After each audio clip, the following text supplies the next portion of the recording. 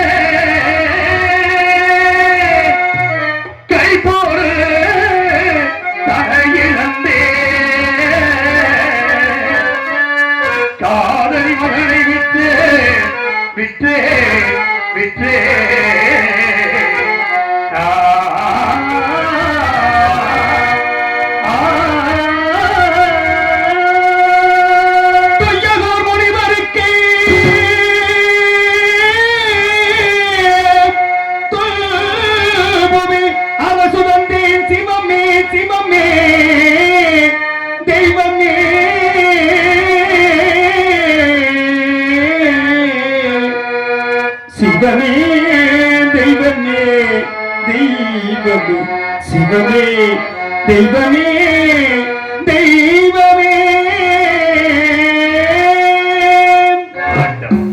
ஒரு பொய்யுரைக்கு அஞ்சி என்னை நாட்டை இழக்க வைத்தாய், மனைவியும் மகனையும் விலை கூறி விற்க வைத்து என்னை இந்த நிலைமையிலே கொண்டு வந்து நிறுத்தி விட்டாயே இறைவா.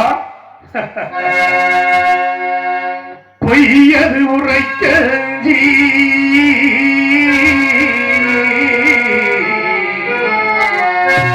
பொய்யது உரைக்க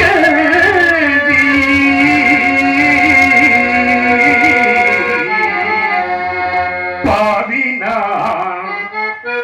உயிரடி அடிமையா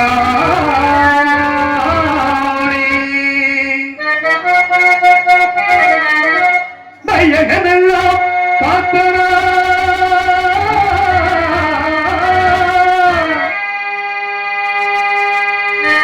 இந்த மையகமெல்லாம் காத்தனா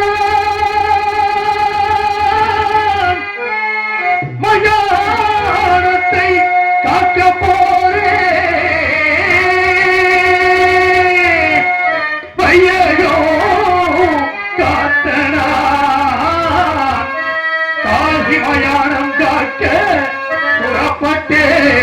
தெய்வமே தெய்வமே சிவமே தெய்வமே மையகம் காத்தவாரி மயானம் காத்தவாரேன் சிவமே சிவமே தெய்வமே சிவமே தெய்வமே மையகம் காத்தவாரி மயானம் காக்கலானே சிவமே சிவமே தெய்வமே சிவமே தெய்வமே தெய்வமே அழகமகாமுனிவன் பசுமையினான் சிவமே அசிகமகாமுனிவன் பசுமையினான் சிவமே அழகமகாமுனிவன் பசுமையினான் சிவமே ஓதரினாயிருந்தேன் ஓதரையாயிருந்தேன் ஓதரினாயிருந்தேன்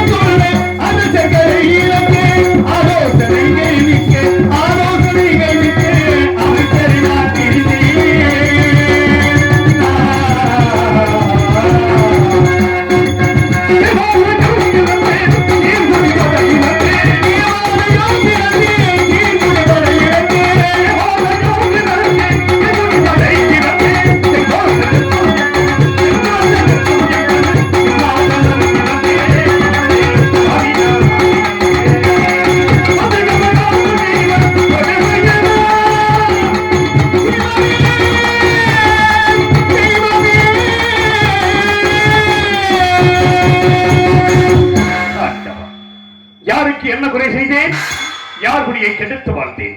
இந்த மன்னவகையில் உள்ள அருள்பற்ற அனைவரும் இன்புற்று இருக்க வேண்டும் என்பதற்காக அல்லும் பகலும் அனைதினமும் உன் திருப்படியை பணிந்திருந்தேனே இறைவா. நான் என்ன குற்றம் செய்தேன்? இல்லை என்று வந்தவர்களுக்கு அள்ளி கொடுத்தது குற்றம்.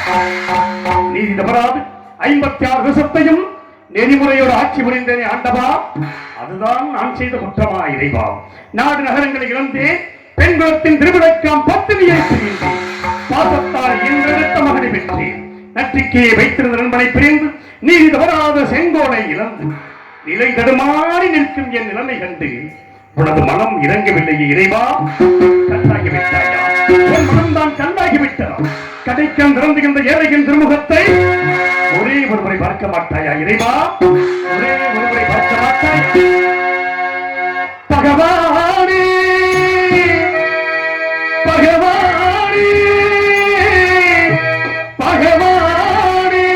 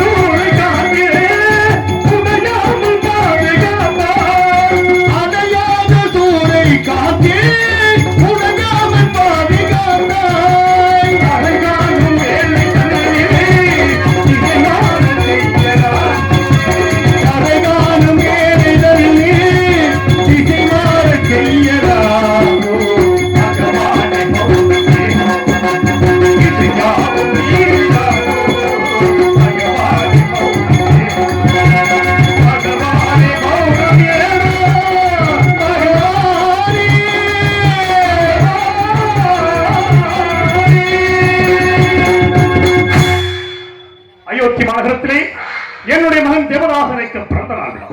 55 தேசத்தரசம் சுற்றி அமர்ந்திருக்க அவ்வப்போது ஆலோசனை அமைச்சர்கள் இருக்க ரத்தின சிம்மாசனத்தில் அமர்ந்து தேச விசாரணை செய்து கொண்டிருந்தேன் ஒரு நாள்.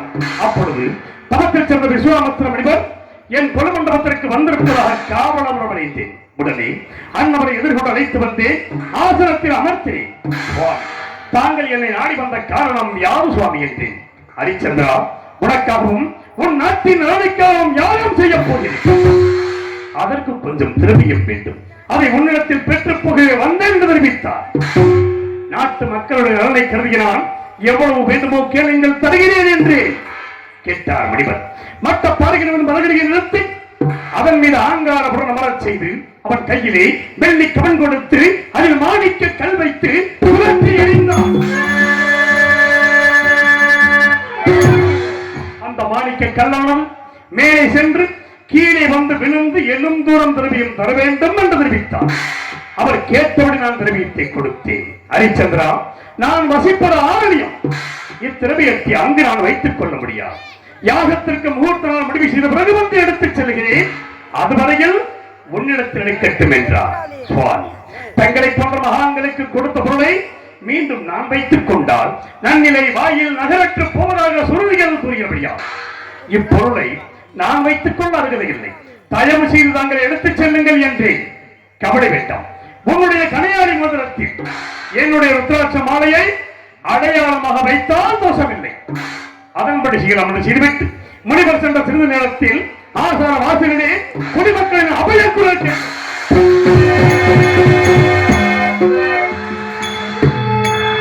சென்று பார்த்தேன். குடிசனங்களே, உங்களுக்கெல்லாம் என்ன நேர்ந்தது? நான் என்ன குறை வைத்திருக்கிறேன்? எதற்காக அழுது புலம்புகிறீர்கள் என்றேன். மன்னா, நான் கேட்ட பெயர்களை எல்லாம் கொடிய மிருகங்கள் வந்து அழித்து விட்டது. மன்னா மன்னா மன்னா.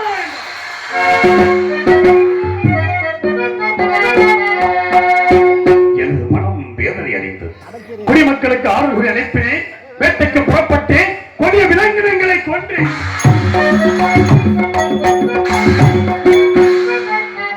வேட்டையாடி கலக்கத்தால் திருக்குள கரையோரம் ஆலமரத்தின் அடியில் எனது பத்தினி சந்திரமதியின் மடியில் சிறிது நித்திரையில் இருந்தேன். அங்கே அடாத கனவு ஒன்று கண்டு திடுக்கிட்டு எழுந்து பார்த்தேன்.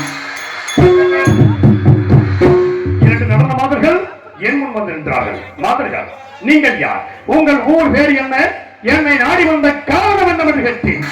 மன்னா, நாங்கள் வசிப்பது இமயகிரீச்சாரன். என் பெயர் சரசவல்லி, இவன் பெயர் காமவல்லி. எங்களுக்கு பரதமும் சங்கீதமும் தெரியும். அதை தங்கள் சமூகத்தில் நடித்தும் படித்தும் காட்டி தக்க சன்மானம் பெற்று போகை வந்து விட்டார்கள். எங்கே ஆடுங்கள், பாடுங்கள் என்று ஆடினார்கள், பாடினார்கள். கண்ணுற்றேன், சந்தோஷமுற்றேன். வேண்டிய சன்மானத்தை கொடுத்தேன். பெற்றுக்கொள்ள மறுத்து என் திருமுடிக்கு எழுதக்கூடிய பூச்சக்கர குறையையும் எனது வெற்றி மாலையையும் பரிசாக கேட்டார்கள். கொடுக்கக்கூடிய பொருளாக இருந்தால் தயங்காமல் கொடுத்திருப்பேன். இதை விடுத்து பொன்பொருள் எவ்வளவு வேண்டுமோ கேளுங்கள், தருகிறேன் என்று. அப்படி என்றால் எங்கள் இருவரையும் நீங்கள் மனம் செய்து கொள்ள வேண்டும் என்றார். பெண்கள் என்ன வார்த்தை கூறுகிறீர்கள்? நான் சந்தானம் என்று பிரதானம் சிக்கவனும் தயவு செய்து இந்த இடத்தை விட்டு போய்விடுங்கள். எவ்வளவோ அறிவுகளை எடுத்து கூறினேன், கேட்கவில்லை. காவலர்களை அழைத்து அடித்து துரத்தி மாதர்கள் சென்ற சிறிது நேரத்தில் விஸ்வாமித்திர முனிவர் கடும் கோபத்தோடு வந்தார். என் திருமுடியை காலால் ஏற்றி உதைத்து மணிமுடி மண்ணிலே சாய்ந்து விட்டது என்று கூட நான் கவலைப்படவில்லை. அதற்கு மாறாக எனது நெஞ்சம் இந்த திருமுடியிலே பதித்திருக்கின்ற நவரத்தின கற்கள் முனிவரின் பாதத்தை புண்படுத்தியதோ என்று பாதத்தை தொட்டே சண்டார். நான் அனுப்பிய மாதர்களை ஏன் அடித்து துரத்தினார்? என் கோபம் தீர வேண்டும் என்றால் அந்த மாதர்கள் இருவரையும் நீ திருமணம் செய்து கொள்ள வேண்டும் என்றார். அனைத்தும் அந்த தாங்களாய் கூறுவது. நான் திருமணம் முடித்தவன். எனக்கு ஒரு மகன் இருக்கிறான் சுவாமி. எல்லாவற்றையும் அறிந்த தாங்கள் அறியாதது போல் பேசுகிறீர்களே. வேண்டாம். அதற்கு மாறாக கண்ணை வேட்டியிலும் ஈகிபேன் காக்கின்ற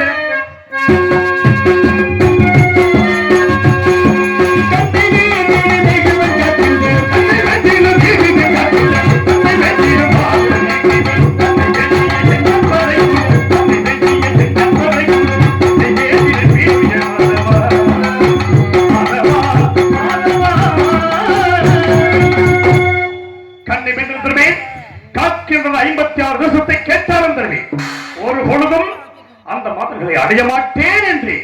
அப்படியா? உன் கண்கள் நினைக்கிறதற்காக நீ கூறியபடி இப்பொழுது 56 வருஷத்தை எனக்கு தாரை வார்த்து கொடு என்றார். ஒரு வார்த்தை ஓமானத்திற்காக சொன்னேன். இல்லை என்று சொன்னால் சொல் தவறியதாக போய்விடுமோ என்று கருதினான். அன்பு மனைவி தாராபுரியை கெண்டியிலே ஜலம் கொண்டு வர செய்து முனிவரைக்கு அபயமாக 56 வருஷத்தையும் தாரை பார்த்து கொடுத்தேன். சற்று நேரம் கழித்த பிறகு, ஹரிச்சந்திரா, உன்னிடம் என்ன கொடுத்தேன்? எனக்கு சேர வேண்டும் அல்லவா பொன்பொருள், அதை கொடு என்றார். அந்த பொன்பொருள் அரண்மனையிலே களஞ்சியத்தில் வைத்து பூட்டியவாறு இருக்கிறது, எடுத்துக் கொள்ளுங்கள் என்றேன். ஹரிச்சந்திரா, நீ நாடு நகரங்களை தாரை பார்க்கும் பொழுது பொருள் நீங்களாக தாரை பார்க்கவில்லை, இல்லை என்று சொல்லிவிடு, போய்விடுகிறேன் என்றார். இல்லை என்று சொல்ல மாட்டான் இந்த ஹரிச்சந்திரன். எனக்கு ஏதாவது ஒரு தானகுரங்கள் தவணைக்குள் தங்களுக்கு சேரவிடை திரவியத்தை நான் கொடுத்து விடுகிறேன் என்று ராஜகர் 48 நாட்கள் தவணை தருகிறேன். யாகத்திற்கு சேர்ந்த திரவியத்தை நண்பர்களை முன்னோடு அனுப்பி வைக்கிறேன், அவரிடத்தில் கொடுத்து விடு என்றார். நான் சம்மதித்து இந்த நாட்டை விட்டு போவதற்காக ஒரு அடி எடுத்து வைத்தேன். ஹரிச்சந்திரனில் நாடு நகரங்களை கொடுத்து விட்டேன், பொன்பொருள் தருவதாக தங்களுக்கு வாக்கு கொடுத்திருக்கிறேன். மீண்டும் நான் என்ன கொடுக்க வேண்டும் சொல்லுங்கள். உன்னை இந்த ராஜமணிகள் நாட்டை விட்டு போக நான் சம்மதிக்க மாட்டேன். நான் கொடுக்கும் காவி வஸ்திரத்தை அணிந்துதான் நீ செல்ல வேண்டும் என்றார். நாடு நகரம் எனது உயிரின் மேலான குடிமக்களை எல்லாம் நான் பிரிந்து செல்ல போகிறேன். எனக்கு இந்த ராஜமுடியா பெரியது, தாராளமாக கொடுங்கள் என்று கூறிய நான் கண்டுபத்திரம் இல்லத்தேன் பரிவத்திரம் புனைந்தேன்.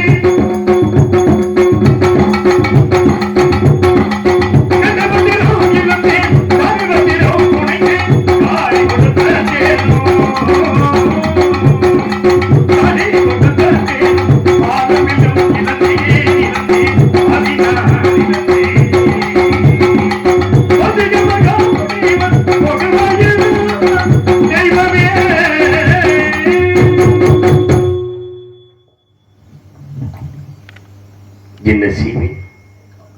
கெட்ட வஸ்திரம் இழந்து காவி வஸ்திரம் அணிந்த நான் அன்பு மகனை ஒரு கரத்தில் பிடித்தேன்.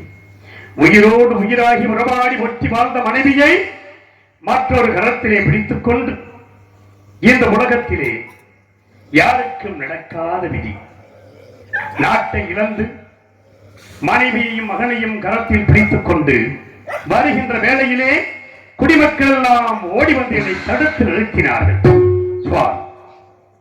எதற்காக அழைத்துச் செல்கிறீர்கள்? இங்கேயே தங்கிவிடுங்கள் என்றார்கள். முனிவனுக்கு கொடுத்த வாக்குப்படி இந்த நாட்டை விட்டு நாங்கள் போய் சேர வேண்டும். அதனால் குடிகளே, நீங்கள் அனைவரும் அமைதியாக இருங்கள் என்று சொல்லிவிட்டு இந்த நாட்டை விட்டு போவதற்காக எப்படி புறப்பட்டேன் தெரியுமா? நடந்து வா மயிலே,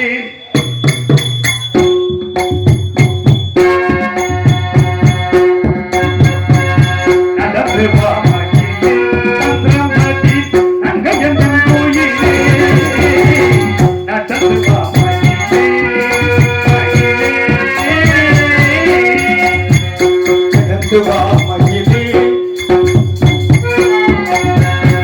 நடந்து வா மயிலே, எந்த நங்கை என்னும் கோயிலே, நடந்து வா மயிலே, மயிலே.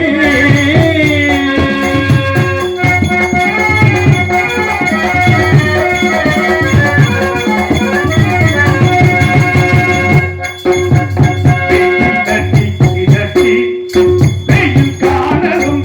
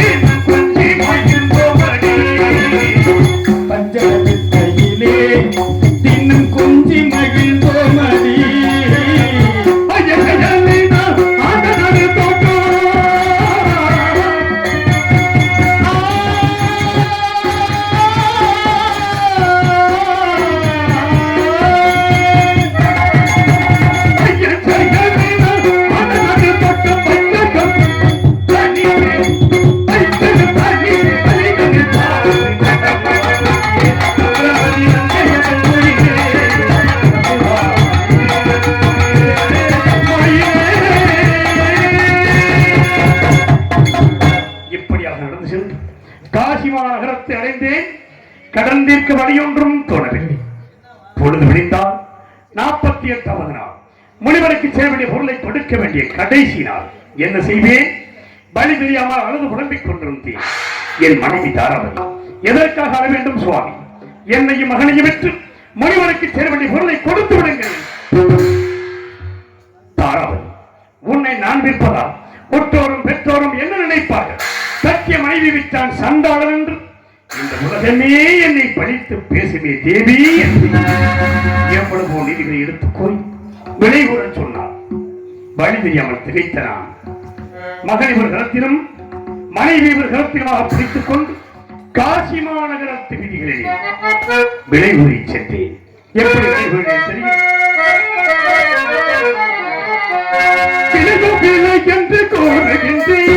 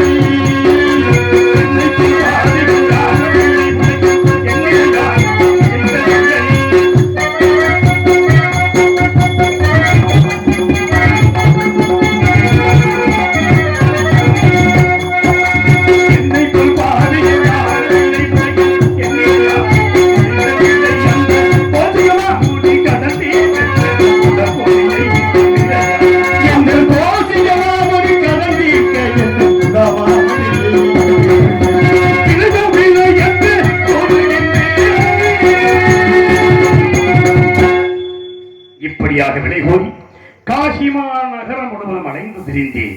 யாருமே விலைக்கு வாங்கவில்லை. இறுதியாக இருப்பது அந்தனர் வீதி.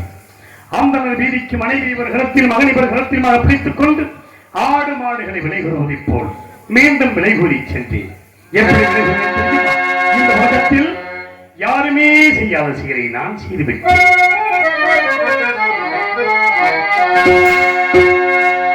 உலகம் அறியாத புதுமை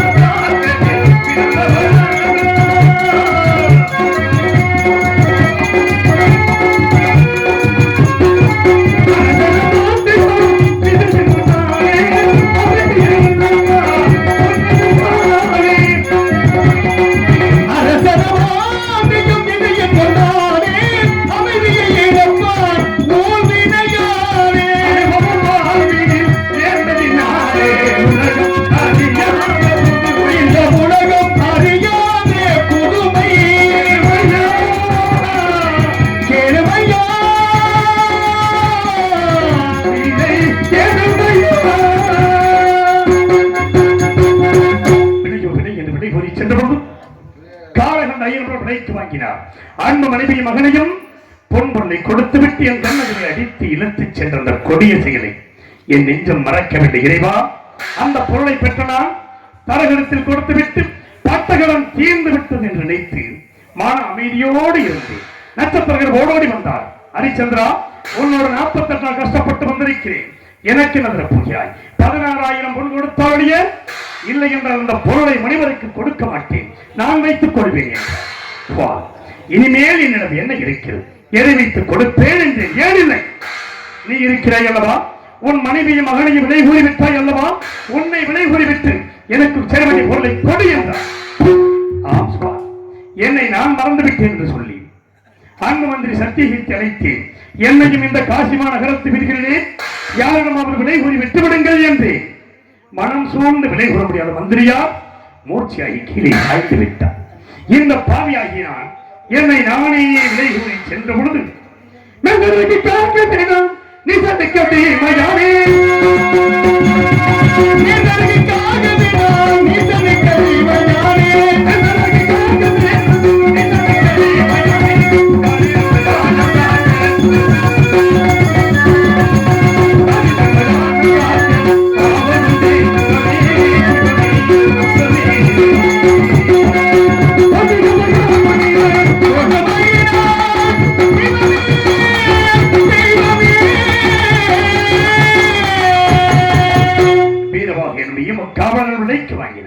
கல்குடம் சுமக்க வைத்தார், தவறை கீழே விழுந்தது, காலால் எட்டி உதைத்தார், இறந்த கன்றை அறுக்க செய்தார்.